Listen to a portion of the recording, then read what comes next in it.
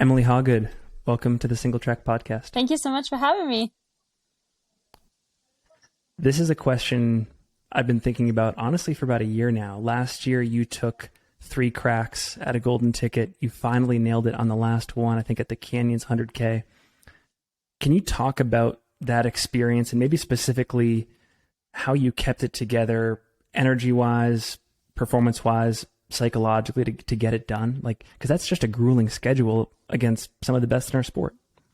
Yeah, I mean, I think it's all a learning process, and from race to race, it was just kind of going in, like getting to the start line, being prepared to leave it all out there, and then not like setting my sights only on getting a golden ticket, but like getting to race 3 incredible races too, and like getting the whole magic of just being in that environment with incredible people and incredible support, pushing my body and seeing how it could hold up, and like if things went wrong, like how I could kind of put myself back together, and then learning and recovering from race to race, and then getting prepared for another one. And then ultimately, I mean, it ended in the best way possible at Canyons. Like I could never replace that moment 1,000 times. Yeah.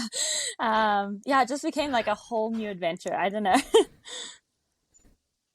I think it was one of the stories of the year. And I mean, it doesn't end there, right? Because you also got a top 10 at Western and a top 10 at UTMB later that summer. So I guess my next question is like, do you feel tired after that year, or do you feel like still energized and like ready to go for this year's Western States?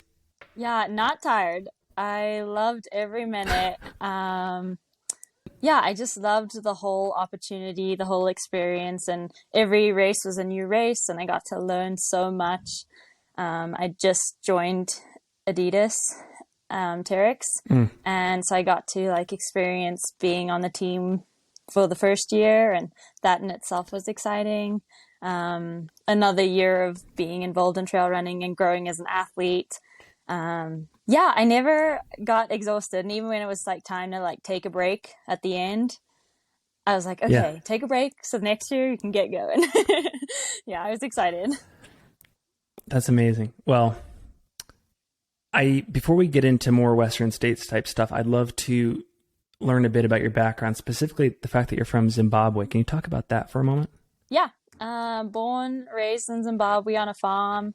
My dad grows potatoes and dairy, and does dairy, and grows like corn and stuff for the cows.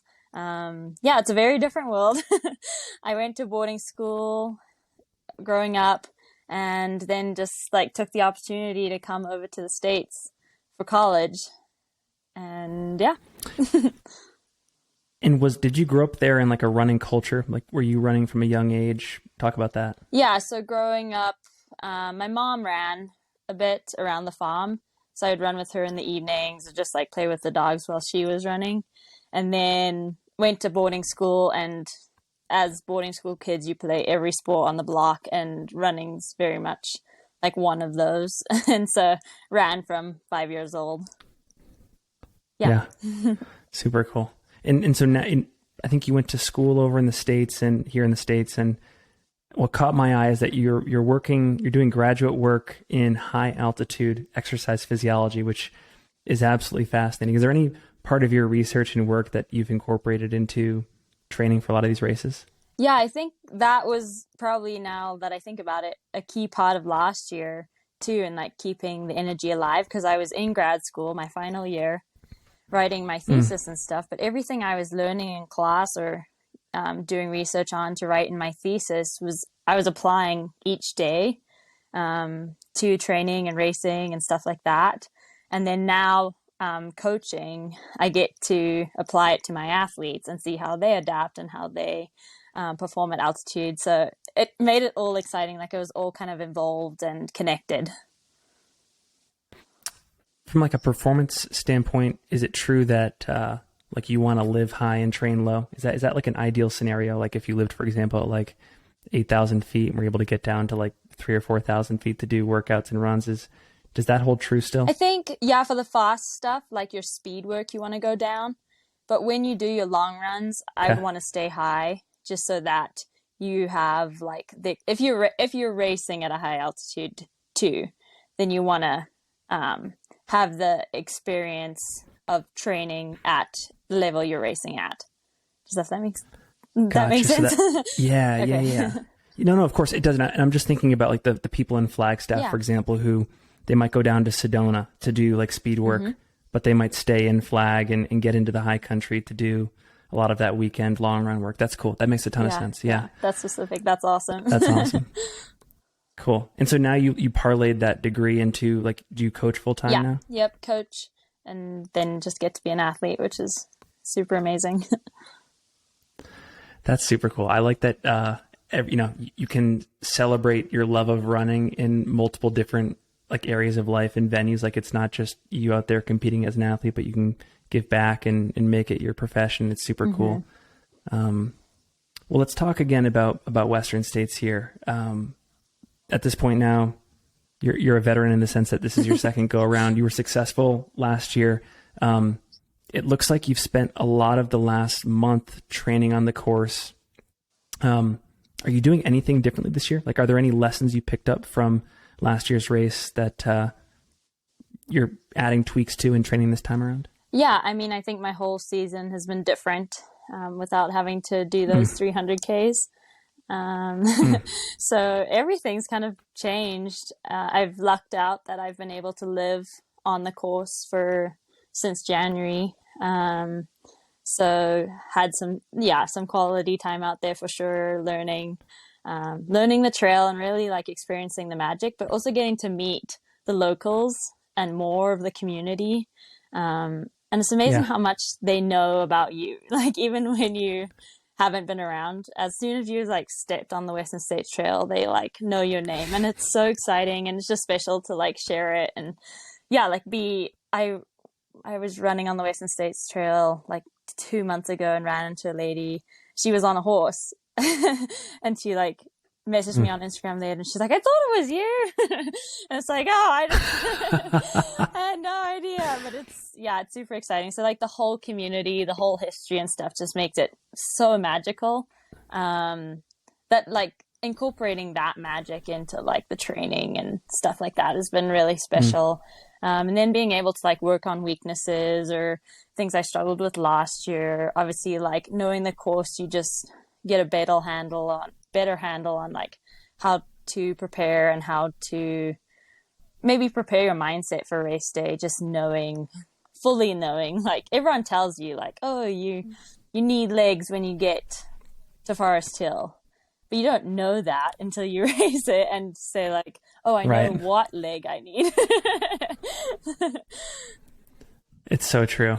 And I just want to comment on what you said before about the locals. I think that's part of what makes Western States so special, because I don't think it's in every single case, with the races we have across the US, that the local community is super stoked and super supportive, but it is the case with Western. And yeah, even for people that don't race it or participate in aid stations, like there's like a reverence for it and stuff, and the athletes, it's cool. Do you have any particular goals for this year? Like, are there any like outcome based goals? Like, do you want to be in the top, like, are you racing for a podium spot, like top 10? Like, how do you think about that right now? I mean, luckily we always go into a race. The first thing is to finish. It's goal number one. Yes. Yeah, I mean, it would be incredible to, get a top 10 spot. I've put all the work I can to like put my best foot forward on race day. And as you know, race day can bring about anything. But it's exciting to kind of go into it knowing like I've put everything I can into it. And so if someone has a better race day than me, that's amazing. And, huge kudos to them. But I'm excited to like be proud of what I've done to get to that start line and then hopefully get to the finish line. How are you feeling mentally and physically at this point, a couple days removed from Western compared to this same time last year? I mean, last year it was definitely like a dream come true, kind of unbelievable. Just like pinch myself moment of like, okay, I get to race.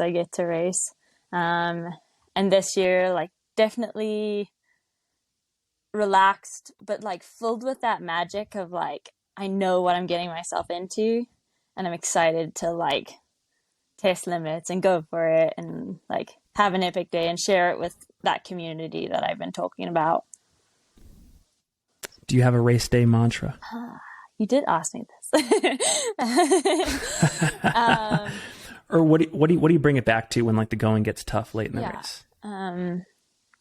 I definitely like have an all-in attitude this year. I mean, I always have, but this year, like from the beginning, and like seeing my coaches really step up and be all into this has been really exciting too. And like being able to work hand in hand with them, just like developing the whole program has been super amazing. And just like that time, seeing the time other people have put aside for me, not only me having to go and put the work in, has been really incredible. And I know that's where my mind goes when things get tough. I just like think about the whole community, the whole experience, and all the love that's been poured in.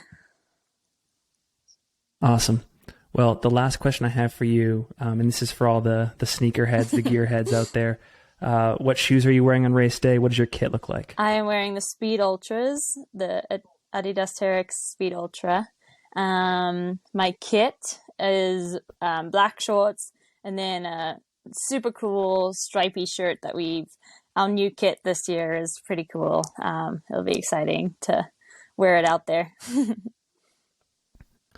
Awesome. Well, Emily, it has been an awesome opportunity to get to know you. I'm super excited for your race. And I just want to remind the community out there that I think what you did last year in 2021 from like an end-to-end season performance is incredible. And I think it got some love, but I hope it gets more because it was just incredible. So you're an awesome athlete, and we're all excited to see how everything transpires on race day. That means so much. Thank you so much. And I should say, before we go, we'll make sure to link to all of your socials in the show notes. And is there anything else you want to leave the audience with? Any coaching plugs or initiatives you're working on, stuff like that? Maybe just like really, if you're listening to this, like I hope you are finding the love in what you're dreaming of doing. It's just super special out there, and the trails are great. And I hope the community fills you up as much as they've filled me up. And thank you to everyone for being a part of it. That's the perfect message. Awesome. Well, Emily, like I said, we're looking forward to race day, and thanks for being on the pod. Thank you so much.